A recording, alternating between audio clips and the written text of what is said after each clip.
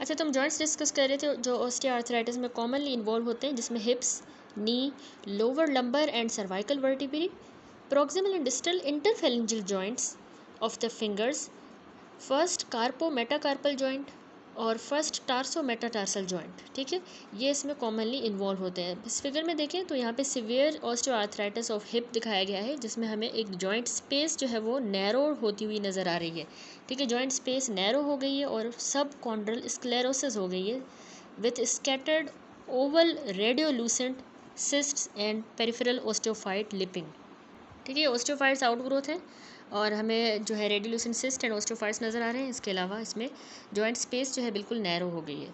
Then हेबर्डन जो nodes होते हैं ना, prominent osteophytes at the distal interphalangeal joints, ये भी कॉमन है वुमेन में लेकिन मेन में नहीं है। ठीक है, हेबर्डन नोड्स हमें मिलेंगे। तो विद द टाइम जॉइंट की डिफॉर्मिटी भी हो जाएगी, लेकिन अनलाइक द र्यूमाटॉइड आर्थराइटिस जो हम आगे देखेंगे, जॉइंट फ्यूजन जो है वो इसमें नहीं होगा। ठीक है, इस फिगर में कंपेयर किया गया है morphologic feature of the rheumatoid arthritis को ऑस्टियोआर्थराइटिस से। तो इसमें जो है हमें जॉइंट फ्यूजन मिलता है, लेकिन यहाँ ऑस्टियोआर्थराइटिस में हमें नहीं मिलेगा। देन कह रहा है कि लेवल ऑफ डिजीज़ की जो सिवियरिटी है वो हम रेडियोग्राफिकली ही डिटेक्ट कर सकते हैं, हाउएवर ये को रिलेट नहीं करेगा with the pain and disability. इसके अलावा कोई भी सेटिस्फैक्ट्री मीन्स नहीं है of preventing the primary osteoarthritis, और कोई effective method of halting its process भी नहीं है कि हम इसको किस तरह से कम किया जा सके या रोका जा सके। तो थेरेपी जो है उसमें आता है कि पेन की मैनेजमेंट की जाए, एनसेड्स देंगे ताकि इन्फ्लामेशन कम हो, इंट्रा आर्टिकुलर कॉर्टिकोस्टेरॉइड्स दिए जाते हैं, एक्टिविटी मॉडिफिकेशन, और सीवियर केसेस में आर्थ्रोप्लास्टी करनी पड़ती है। That's it. अगली टाइप है र्यूमाटॉइड आर्थराइटिस। र्यूमाटॉइड आर्थराइटिस एक क्रॉनिक इन्फ्लामेटरी डिसऑर्डर होता है, याद रखिएगा, जिसमें ऑटो इम्यून ओरिजिन का है। प्रिंसिपली हमारे जॉइंट्स को अटैक करता है और नॉन सुपरेटिव यानी बगैर पस के non superlative proliferative and inflammatory synovitis करवा देता है, इन्फ्लामेशन ऑफ द साइनोवियम। अब र्यूमाटॉइड आर्थराइटिस प्रोग्रेस करता है डिस्ट्रक्शन हमारे आर्टिकुलर कार्टिलेज की, और कुछ केसेस में एनकाइलोसिस भी करवा देता है, यानी इसमें जॉइंट्स की अडेजन होगी। एक्स्ट्रा जो आर्टिकुलर लेजन है वो स्किन को भी इन्वॉल्व करती है र्यूमाटॉइड आर्थराइटिस में, हमने पढ़ा हुआ है हार्ट को भी करती है, ब्लड वेसल्स को और लंग्स को। यूएस में इसका प्रिवेलेंस 1% है और ये 3 गुना ज़्यादा वुमेन में कॉमन है। Peak incidence 3rd through the 5th decade of life होता है। किस तरह होता है? पैथोजेनेसिस ऐसी है कि जिस तरह बाकी ऑटो इम्यून डिजीज़ में होता है, तो उसमें भी जेनेटिक प्री डिस्पोजिशन और कुछ इन्वायरमेंटल फैक्टर कंट्रीब्यूट करते हैं to the development, progression and chronicity of the disease. Pathologic changes जो है वो एंटीबॉडीज़ की वजह से मीडिएट होते हैं। एंटीबॉडीज़ हमारे ही अपने सेल्फ एंटीजेंस के अगेंस्ट होंगी, और इन्फ्लामेशन होती है इसमें साइटोकाइंस की वजह से। प्री डोमिनेंटली आपने याद रखना है, जो cytokine CD4+ T helper cells secrete करेंगे। तो अगर हम ये फिगर देखें 21.36, इसमें यहाँ पे दिखाया गया है मेजर प्रोसेस जो कि पैथोजेनेसिस ऑफ र्यूमाटॉइड आर्थराइटिस में इन्वॉल्व है। ठीक है, सारे की हम अभी डिटेल भी डिस्कस करेंगे। तो क्या होता है कि CD4 टी हेल्पर सेल्स जो है ना, ये इनिशिएट करवा सकते हैं autoimmune response in the rheumatoid arthritis. कैसे? By reacting with the arthritogen. Arthritogen के साथ ये रिएक्ट करेगा, परहैप्स माइक्रोबियल या केमिकली मॉडिफाइड, वो सेल्फ एंटीजन ही होता है।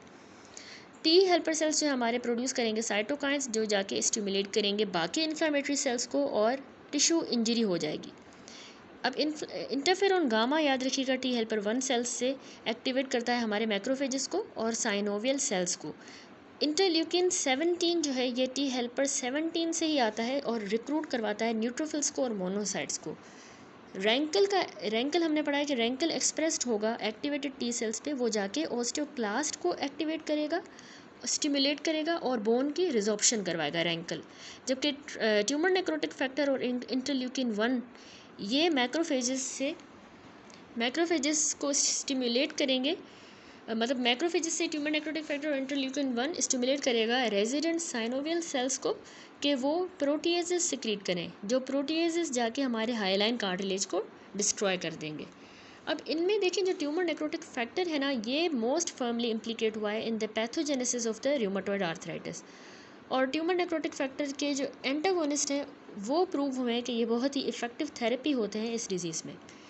अब साइनोवियम जो है र्यूमाटॉइड आर्थराइटिस में, उसमें हमारे पास जर्मिनल सेंटर्स होते हैं विथ सेकेंडरी फॉलिकल्स के साथ, और बहुत ज़्यादा एबंडेंट प्लाज्मा सेल्स होते हैं जो कि एंटीबॉडीज़ बनाएंगे। ठीक है, कुछ जो है हमारे ही सेल्फ एंटीजेंस के अगेंस्ट होंगी एंटीबॉडीज़। अब बहुत से सीरम ऑटो एंटीबॉडीज़ डिटेक्ट हुई हैं उन पेशेंट्स में जो कि स्पेसिफिक होते हैं फॉर सिट्रुलिनेटेड पेप्टाइड्स, जिनमें आर्जिनिन के रेजिड्यूज पोस्ट ट्रांसलेशनली कन्वर्ट हो जाते हैं सिट्रुलिन के अंदर।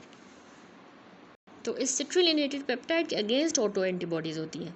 रूमेटॉइड आर्थराइटिस में कॉम्प्लेक्स जो है एंटीबॉडीज़ के with citrullinated fibrinogen, type 2 collagen, alpha enolase, vimentin deposit in the joints, ये सब मतलब डिपॉजिट कर जाएंगे, इनका कॉम्प्लेक्स एंटीबॉडीज़ के साथ डिपॉजिट हुआ होता है, हमें जॉइंट में मिलेगा। अब एविडेंस सजेस्ट करता है कि ये जो सिट्रुलिनेटेड प्रोटीन एंटीबॉडीज़ हैं, ACPA हम इसको कह रहे हैं, ये in combination with the T cell response के साथ जो सिट्रुलिनेटेड प्रोटीन के अगेंस्ट हो रहा है, ये कंट्रीब्यूट कर रहे हैं टू द डिजीज़ क्रोनिसिटी। इसी वजह से इसमें रूमेटॉइड आर्थराइटिस में क्रोनिसिटी होती है, इनके कॉम्बिनेशन की वजह से। अब तकरीबन 30% जो रूमेटॉइड आर्थराइटिस के पेशेंट हैं उनमें कोई भी हमें इस तरह की एंटी सिट्रुलिनेटेड प्रोटीन एंटीबॉडी नहीं भी मिलती ब्लड में, और 80% जो पेशेंट हैं उनके सीरम में हमें IgM या IgA ऑटो एंटीबॉडीज़ मिलती हैं, जो जाके FC portion of their own IgG के साथ बाइंड करेंगे अपने ही।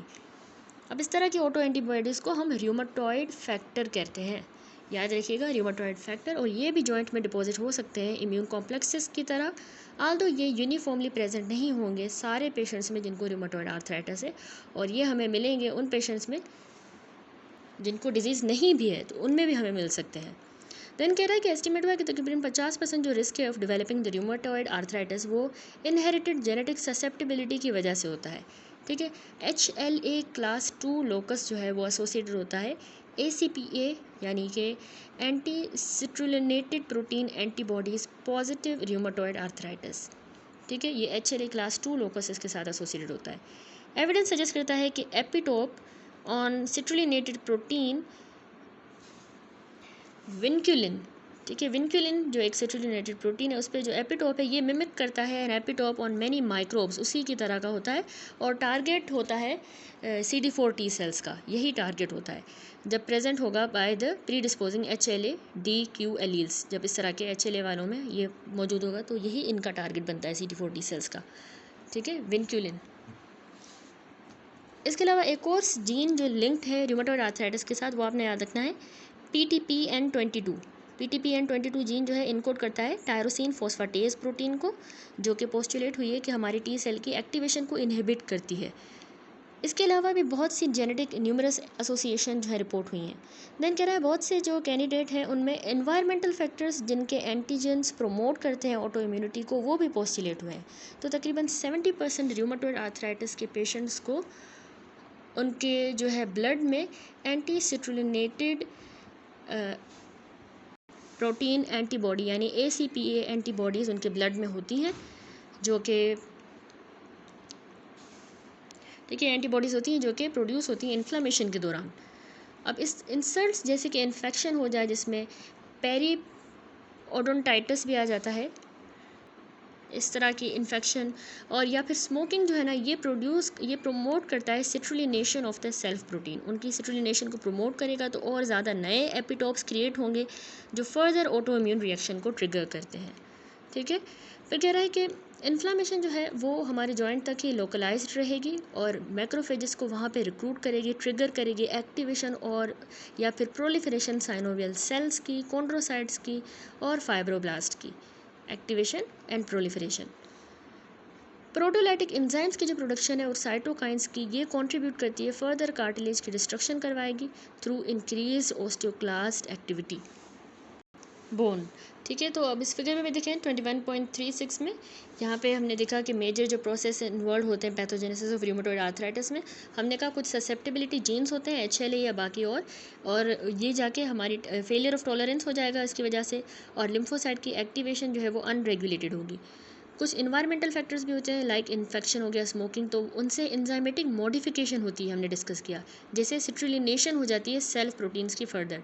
तो ये सारे जो है फर्दर क्या करते हैं, T और B सेल के रिस्पॉन्स करवा देंगे हमारे ही सेल्फ एंटीजेंस के against, including the antigens in the joint tissue में जो एंटीजेंस हैं उनके against T and B cell का रिस्पॉन्स होगा। तो T helper 17 cells T helper 1 cell और एंटीबॉडीज़, ये सब जाके लिम्फोसाइट, एंटीबॉडीज़ और इम्यून कॉम्प्लेक्सेस जॉइंट में एंटर कर जाएंगे।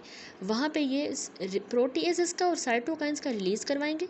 ठीक है, फाइब्रोब्लास्ट, कॉन्ड्रोसाइट्स, साइनोवियल सेल्स, इन सब की एक्टिवेशन होगी। ये भी फर्दर इनका रिलीज़ करवाते हैं प्रोटीएजेस का, साइटोकाइंस का, और ये प्रोलिफरेशन भी इनकी होगी।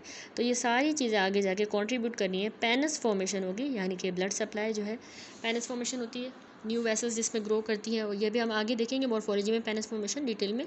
और इसके अलावा बोन की और कार्टिलेज दोनों के आखिर में डिस्ट्रक्शन हो जाएगी। तो ये रूमेटॉइड आर्थराइटिस का पूरा प्रोसेस होता है। ठीक है, मॉर्फोलॉजी देखें तो रूमेटॉइड आर्थराइटिस जो है ना एक सिमेट्रिक आर्थराइटिस की तरह मैनिफेस्ट करता है। प्रिंसिपली स्मॉल जो जॉइंट्स हैं हमारे हैंड्स एंड फीट के, उनको अफेक्ट करता है प्रिंसिपली।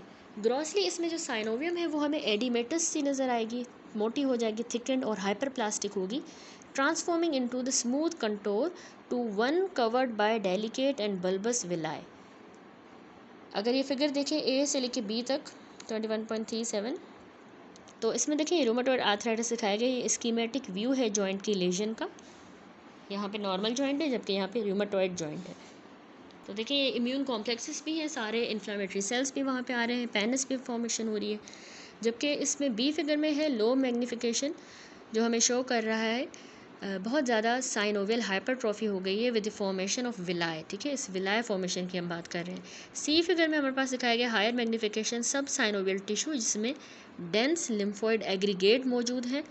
ठीक है, तो अब इसी की ही मॉर्फोलॉजी को डिटेल में हम देख रहे हैं कि हमें जो है oedematous thicken hyperplastic transforming its smooth contour to one covered by delicate and bulbous villi, यानी इसका स्मूथ कंटोर जो है वो चेंज हो गया है, बल्बस सी विलाय बन गई है। ठीक है, कैरेक्टरिस्टिक जो हिस्टोलॉजिक फीचर है वो आपने याद रखना है। एक तो हमें रूमेटॉइड आर्थराइटिस में साइनोवियल सेल का हाइपरप्लेजिया मिलता है और प्रोलिफरेशन भी मिलती है साइनोवियल सेल्स की। ठीक है, दूसरा डेंस इन्फ्लामेटरी इन्फिल्ट्रेट मिलेगा CD4 हेल्पर टी सेल्स का, बी सेल्स का, प्लाज्मा सेल्स होंगे, देखिए डेंड्रिटिक सेल्स भी हैं और मैक्रोफेजेस भी हैं, जो हमें यहाँ सी फिगर में भी नज़र आ रहे हैं। ठीक है, ये इस तरह का infiltrate, dense inflammatory infiltrate. Number 3, बहुत ज़्यादा वास्कुलैरिटी बढ़ जाएगी क्योंकि एंजियोजेनेसिस हुई है। नंबर 4, न्यूट्रोफिल्स और एग्रीगेट्स जो हैं ऑर्गेनाइजिंग फिब्रिन के हमारे साइनोवियल और जॉइंट सरफेसेस पे ऊपर हमें मिलेंगे, फिब्रिन के और ऑर्गेनाइजिंग फिब्रिन के और न्यूट्रोफिल्स के एग्रीगेट। ठीक है, इसके अलावा नंबर 5, ऑस्टियोक्लास्टिक एक्टिविटी जो है अंडरलाइंग बोन के अंदर अलाउ करेगी साइनोवियम को कि वो पेनिट्रेट कर जाए इनटू द बोन।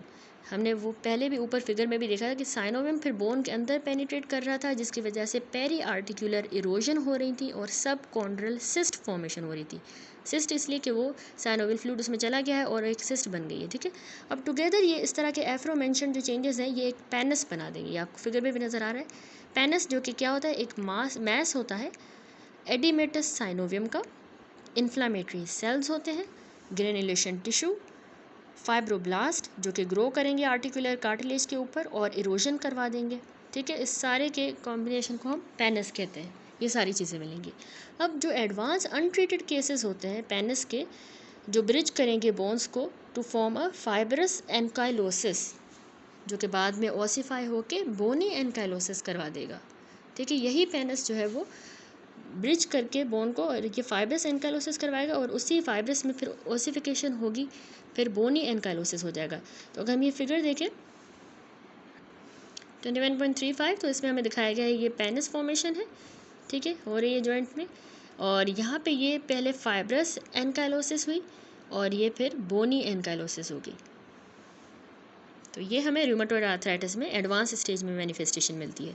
देन आती है बात रूमेटॉइड नोड्यूल्स की। ये याद रखिएगा इनफ्रीक्वेंट मैनिफेस्टेशंस होती हैं रूमेटॉइड नोड्यूल्स, जो कि रूमेटॉइड आर्थराइटिस में टिपिकली हमें सबकुटेनियस जो टिश्यू होते हैं ना वहाँ पे मिलेंगी। लाइक फोर आर्म पे मिल सकती हैं नोड्यूल्स, एल्बो, ऑसिपट, लंबोसैक्रल एरिया। अब जब इनको माइक्रोस्कोपिकली देखेंगे तो ये हमें नेक्रोटाइजिंग ग्रेन्युलोमास की तरह ही नज़र आएंगी, नेक्रोटाइजिंग। तो इस फिगर में देखें यहाँ पे रूमेटॉइड नोड्यूल दिखाई गई है जो कि सेंट्रल नेक्रोसिस के साथ है और रिम हुई हुई है पैलिसेडेड हिस्टियोसाइट्स के साथ। ठीक है, ये है रूमेटॉइड नोड्यूल। तो रेयरली रूमेटॉइड आर्थराइटिस जो है लंग्स को भी इन्वॉल्व कर सकता है, तो इस तरह की वहाँ पे हमें रूमेटॉइड नोड्यूल्स में मिलेंगी इंटरस्टिशियल लंग डिजीज़ में। That's it. अब इसका क्लिनिकल कोर्स क्या होगा? रूमेटॉइड आर्थराइटिस जो है ना, इसको हम डिस्टिंग्विश कर सकते हैं बाकी form of polyarticular inflammatory arthritis से कैसे? By the presence of ACPA, anti citrullinated protein antibodies, ठीक है, एंटी सिट्रुलिनेटेड प्रोटीन एंटीबॉडीज़ और कैरेक्टरिस्टिक जो रेडियोग्राफिक फाइंडिंग्स हैं इनकी वजह से हम डिस्टिंग्विश करेंगे। हाफ ऑफ द पेशेंट जो है तकरीबन उनमें रूमेटॉइड आर्थराइटिस स्लोली बिगिन होती है और इंसीडियसली मलेज के साथ बिगिन होगी, फटीग होगा पेशेंट को, जनरलाइज्ड मस्कुलोस्केलेटल पेन होगा। वीक्स से लेकर महीनों के बाद सेवरल जॉइंट्स जो है इन्वॉल्व हो जाएंगे। अब क्या होगा, जो पैटर्न ऑफ जॉइंट इन्वॉल्वमेंट है ना वो जनरली सिमेट्रिकल होता है और hands and feet, wrist, ankles, elbows and knees ये कॉमनली अफेक्ट होंगे। मेटाकार्पोफेलेंजियल जो जॉइंट है और प्रोक्सिमल इंटरफेलेंजियल जॉइंट ये भी फ्रीक्वेंटली इन्वॉल्व होते हैं। इन कॉन्ट्रास्ट टू ऑस्टियोआर्थराइटिस उसमें हमने डिफरेंट जॉइंट्स देखे कौन से इन्वॉल्व थे, ठीक है। अब जो इन्वॉल्व है ना जॉइंट्स वो स्वॉलन नज़र आएंगे, वार्म होंगे, पेनफुल होंगे। बनस्पत ऑस्टियोआर्थराइटिस के यहाँ पे जॉइंट्स स्टिफ होंगे जब पेशेंट सुबह को उठेगा या इनएक्टिविटी के बाद जो है अगर कोई भी एक्टिविटी नहीं करता तो जॉइंट्स स्टिफ हो जाएंगे। अब जो टिपिकल इसमें जो पेशेंट है वो प्रोग्रेसिव जॉइंट इनलार्जमेंट के साथ और डिक्रीज रेंज ऑफ मोशन के साथ परसू करेगा क्रोनिक वैक्सिंग एंड वेनिंग कोर्स, क्योंकि वो जॉइंट की इनलार्जमेंट हो रही है और वो मोशन भी उसने अपना कम कर दिया, जॉइंट को मूव नहीं कर रहा, तो और ज़्यादा क्रोनिक वैक्सिंग एंड वेनिंग होगी। माइनॉरिटी ऑफ पेशेंट स्पेशली वो जिनमें रूमेटॉइड फैक्टर नहीं है और एंटी सिट्रुलिनेटेड प्रोटीन एंटीबॉडीज़ भी नहीं है तो उनमें डिजीज़ जो है वो स्टेबलाइज हो सकती है या इवन कम भी हो सकती है, रिग्रेस हो सकती है। इन्फ्लामेशन टेंडन्स के अंदर, लिगामेंट्स के अंदर और ओकेजनली जो साथ वाले स्केलेटल मसल्स हैं उनको भी फ्रीक्वेंटली अकम्पनी करेगी आर्थराइटिस के साथ और कैरेक्टरिस्टिक अल्नर डेविएशन करवा देगी फिंगर्स की और फ्लेक्शन हाइपर एक्सटेंशन हो जाएगी फिंगर्स की, जिसको हम कहते हैं मोस्ट कॉमनली स्वान नेक डिफॉर्मिटी या बॉटनियर डिफॉर्मिटी, ठीक है। इस तरह से ये स्वान नेक डिफॉर्मिटी हो जाएगी और ये है इसमें कैरेक्टरिस्टिक जो बॉटनियर डिफॉर्मिटी हो रही है, ठीक है। तो यानी अल्नर डेविएशन हो रही है फिंगर्स की और फ्लेक्शन हाइपर एक्सटेंशन हो रही है फिंगर्स की। अब जो रेडियोग्राफिक हॉलमार्क्स होंगे ना जॉइंट इफ्यूजन्स के और juxta articular osteopenia with erosion and narrowing of the joint space and loss of the articular cartilage. अगर ये हम फिगर देखें 21.39 तो इसमें हमें दिखाया गया है कि रूमेटॉइड आर्थराइटिस हो गया है हैंड में। कैरेक्टरिस्टिक फीचर है जिसमें हमें डिफ्यूज ऑस्टियोपीनिया मिल रहा है, यानी बोन मास जो है बिल्कुल कम हो गया है। Loss of joint spaces of the carpal and metacarpal phalangeal and interphalangeal joints, ठीक है, उनमें स्पेस बिल्कुल ख़त्म हो गई है। पेरी आर्टिकुलर बोनी इरोजन्स भी मिल रही हैं और अल्नर ड्रिफ्ट हो गई है फिंगर की, ठीक है। तो ये इसमें विजिबल है, ये हमें इसमें क्लिनिकल कोर्स में मिलता है रूमेटॉइड आर्थराइटिस में। ट्रीटमेंट क्या है रूमेटॉइड आर्थराइटिस का कि हमने कॉर्टिकोस्टेरॉइड्स देने हैं या फिर इम्यूनोसप्रेसेंट्स देंगे, याद रखिएगा, जैसे कि मीथोट्रिक्सेट या कोई और नोटेबली ट्यूमर नेक्रोटिक फैक्टर के एंटागोनिस्ट। हाउएवर एंटी TNF के जो एजेंट्स हैं ट्यूमर नेक्रोटिक फैक्टर एजेंट्स वो इतने क्यूरेटिव नहीं होते और पेशेंट्स को जो उनको हमने ट्यूमर नेक्रोटिक फैक्टर एंटागोनिस्ट के ऊपर जो पेशेंट है जो इसको यूज़ कर रहे हैं उनको हमने पेशेंट को मेंटेन रखना होता है, ठीक है, ताकि डिजीज़ फ्लेयर्स जो है उनको अवॉइड किया जा सके। तो अब लॉन्ग टर्म जो ट्रीटमेंट है इस तरह के ट्यूमर नेक्रोटिक फैक्टर एंटागोनिस्ट के साथ वो कैरी करता है इंक्रीज रिस्क ऑफ इन्फेक्शन हो जाए ऑर्गेनिज्म के साथ, लाइक माइक्रोबैक्टीरियम ट्यूबरकुलोसिस वाले इन्फेक्शन हो सकता है, ठीक है। तो ये ड्रग्स इतनी अच्छी नहीं है अगर इनका लॉन्ग टर्म ट्रीटमेंट इन ड्रग्स के साथ किया जाए रूमेटॉइड आर्थराइटिस का, ठीक है। अगली टाइप है हमारे पास juvenile idiopathic arthritis. Juvenile idiopathic arthritis एक हेट्रोजेनस ग्रुप ऑफ डिसऑर्डर है जो कि नॉन है, जो अननोन कॉज की वजह से होता है और प्रेजेंट करता है आर्थराइटिस की तरह, ठीक है। कॉज इसका अभी तक अननोन है। अब 16 साल की उम्र से पहले और परसिस्ट करे एटलीस्ट 6 हफ्तों तक। In contrast to rheumatoid arthritis ये जो जुवेनाइल इडियोपैथिक वाली आर्थराइटिस है इसमें नंबर 1 ओलिगो आर्थराइटिस बहुत कॉमन है। ओलिगो आर्थराइटिस यानी कि जॉइंट की स्टिफनेस और स्वेलिंग हो जो कि ज़्यादातर लार्ज जॉइंट्स को अफेक्ट करती है, नीज, एल्बोज एंड एंकल, इसको हम कहते हैं ओलिगो आर्थराइटिस, ठीक है। 4 या कुछ जो जॉइंट्स हैं उनको अफेक्ट करती है, स्पेशली जो लार्ज जॉइंट्स हैं ना जैसे नी, एंकल, एल्बो, उनको, तो इसमें ओलिगो आर्थराइटिस ज़्यादा कॉमन है। दूसरा सिस्टेमिक डिजीज़ इसमें बहुत कॉमन होती है जुवेनाइल में। लार्ज जॉइंट्स याद रखिएगा ज़्यादा अफेक्ट होंगे बनस्पत स्मॉल के। रूमेटॉइड नोड्यूल्स और रूमेटॉइड फैक्टर इसमें एब्सेंट होंगे और एंटी न्यूक्लियर एंटीबॉडी जो है सीरो पॉजिटिवली इसमें याद रखिएगा कॉमन है, ANA सीरो पॉजिटिविटी कॉमन है। तो पैथोजेनेसिस इसकी अभी तक अननोन है, लेकिन बिल्कुल वैसी है जिस तरह एडल्ट रूमेटॉइड आर्थराइटिस की तरह। और रिस्क फैक्टर आपने याद रखने कि इसमें HLA और PTPN22 जो वेरिएंट्स हैं ये इसका रिस्क फैक्टर है। आल्सो रूमेटॉइड एडल्ट आर्थराइटिस की तरह जुवेनाइल इडियोपैथिक आर्थराइटिस में उसी तरह जो है डैमेज अपीयर हुआ है to be caused by T helper 1 and T helper 17 cells damage करवाते हैं, और साइटोकाइंस भी जो इनसे प्रोड्यूस होंगे और बाकी भी inflammatory sales.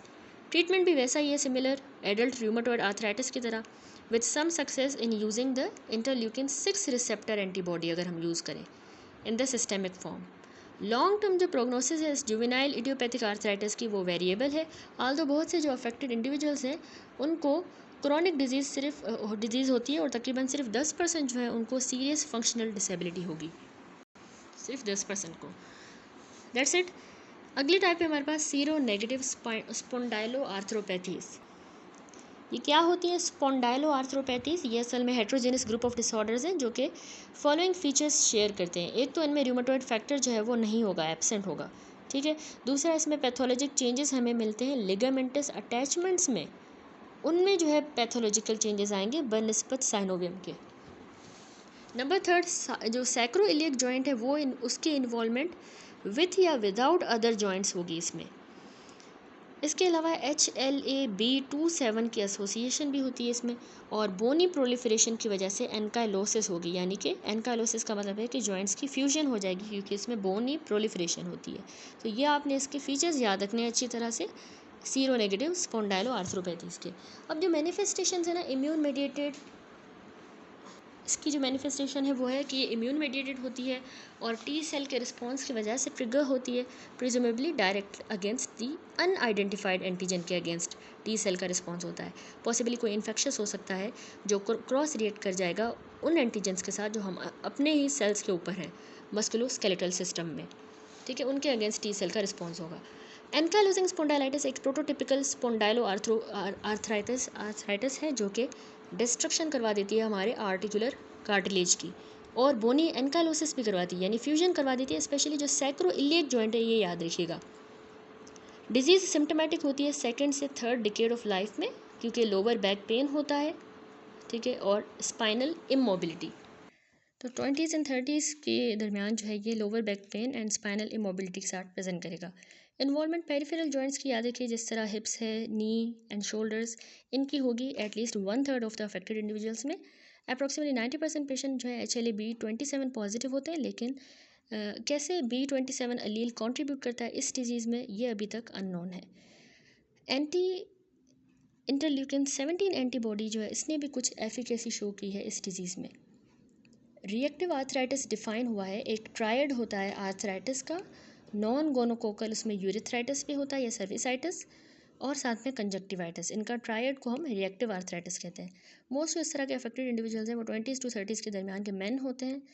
More than 80% HLA-B27 positive भी होंगे। ये डिजीज़ प्रोबेबली कॉज होती है किसी ऑटो इम्यून रिएक्शन की वजह से जो previous infection of the genito urinary system की वजह से इनिशिएट हुआ है, ठीक है, लाइक क्लेमाइडिया वगैरह का, या GIT में शिगेला, साल्मोनेला, यर्सीनिया, कैम्फाइलोबैक्टर, इस तरह के इन्फेक्शन ने कोई ऑटो इम्यून रिएक्शन करवा दिया है और उसकी वजह से ये रिएक्टिव आर्थराइटिस हुआ है। Within several week of urethritis या डायरिया, उसके कुछ ही हफ्तों के अंदर जो पेशेंट है उनको लो बैक पेन की कंप्लेन होती है।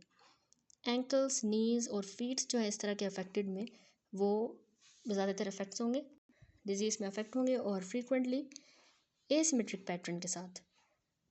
रिएक्टिव आर्थराइटिस में पेशेंट जो है उनको, जिनको सीवियर किस्म की क्रोनिक डिजीज़ है, उनकी स्पाइन की भी इन्वॉल्वमेंट हो जाएगी जो इसको इनडिस्टिंग्विशेबल कर देती है from the ankylosing स्पॉन्डाइलाइटिस, just because इसमें स्पाइन भी इन्वॉल्व हो रही है तो डिस्टिंग्विश करना मुश्किल हो जाता है। That's it. अब अगली टाइप है आर्थराइटिस की, इन्फेक्शियस आर्थराइटिस। जॉइंट्स जो है ना ये इन्फेक्ट भी हो सकते हैं हेमाटोजेनस डायसेमिनेशन के थ्रू, या फिर इनके अंदर डायरेक्ट इनोकुलेशन भी हो सकती है स्किन के थ्रू, या कंटीजियस स्प्रेड भी हो सकता है हमारे सॉफ्ट टिश्यू की एब्सेस से या ऑस्टियोमाइलाइटिस से। तो अब जो इन्फेक्शियस आर्थराइटिस है ये पोटेंशियली सीरियस होती है क्योंकि ये बहुत ही जल्दी परमानेंट जॉइंट की डिस्ट्रक्शन करवाती है। तो इसमें सबसे पहली टाइप है हमारे पास सुपरेटिव, यानी पस वाली सुपरेटिव आर्थराइटिस। बैक्टीरियल इन्फेक्शन जो कि एक्यूट सुपरेटिव आर्थराइटिस करवाता है, वो हमारे जॉइंट में कैसे एंटर करेगा, डिस्टेंट साइट से, हेमाटोजेनस स्प्रेड के थ्रू, ब्लड के थ्रू, ठीक है। नियोनेट्स के अंदर हावेवर कंटीजियस स्प्रेड होता है अंडरलाइंग एपिफाइजल ओस्टियोमाइलाइटिस का। एच इन्फ्लुएंजा आर्थराइटिस आपने याद रखना है, ये प्री डोमिनेट करती है चिल्ड्रंस में जो कि 2 साल की उम्र से यंग होते हैं।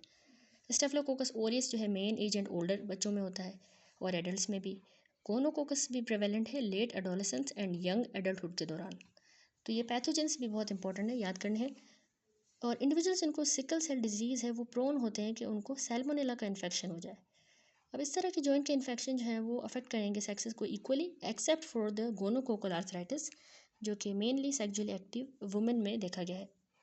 इंडिविजुअल्स जिनको डेफिशिएंसीज हैं कॉम्प्लीमेंट के कंपोनेंट की C5, C6, C7, C9, इनकी डेफिशिएंसी होगी तो वो ज़्यादा ससेप्टेबल है टू डाइसेमिनेटेड गोनोकोकल इन्फेक्शन और हैंस फिर उनको आर्थराइटिस हो सकता है। अब जो क्लासिक प्रेजेंटेशन होती है वो है सडन डेवलपमेंट हो जाती है, अक्यूटली पेनफुल और वार्म स्वॉलन जॉइंट हो जाता है जो कि रिस्ट्रिक्ट कर देता है range of motion. Systemic findings में पेशेंट को फीवर भी होता है, ल्यूकोसाइटोसिस और एलिवेटेड सेडिमेंटेशन रेट होगा, ठीक है। ये इसमें कॉमन मैनिफेस्टेशन है। 90% जो नॉन गोनोकोकल केसेस हैं उनमें इन्फेक्शन जो है सिर्फ सिंगल जॉइंट को इन्वॉल्व करता है, मोर कॉमनली नी जॉइंट को, और उसके बाद डिक्रीजिंग फ्रीक्वेंसी के साथ हिप को, shoulder, elbow, wrist, sternoclavicular joints को इन्वॉल्व करेगा। एक्सिल वाले जॉइंट्स जो है वो मोर ऑफन इन्वॉल्व होंगे ड्रग्स यूजर्स के अंदर। जब हम जॉइंट की एस्पायरेशन करेंगे तो उससे डायग्नोस करेंगे कि अगर ये परुलेंट फ्लूइड जो है उसमें हमें यील्ड होगा तो उसका जो कॉजेटिव एजेंट है वो आइडेंटिफाई हो जाएगा। एस्पायरेशन करेंगे, जॉइंट एस्पायरेशन। जैसा कि हमने पहले मेंशन किया कि कार्टेज जो है उसमें लिमिटेड रिपेयर पोटेंशियल मौजूद होता है, तो इसलिए प्रॉम्प्ट रिकॉग्निशन और इफेक्टिव एंटी माइक्रोबियल थेरेपी जो है वो वाइटल होती है to prevent a permanent joint destruction, ठीक है, परमानेंटली, ताकि वो डिस्ट्रॉय ना हो पाए। इसलिए हमने जल्द से जल्द एंटी माइक्रोबियल थेरेपी देनी होगी और प्रॉम्प्टली इसको रिकॉग्नाइज करना होगा। नेक्स्ट टाइप है lime arthritis. Lime arthritis leading arthropod born disease है यूएस में और प्रीडोमिनेंटली अफेक्ट करती है new England and mid Atlantic states को, लेकिन जियोग्राफिक रेंज और इसका इंसिडेंस जो है अब बढ़ता जा रहा है। ये कॉज होता है जब इन्फेक्शन हो जाए स्पायरोकीट से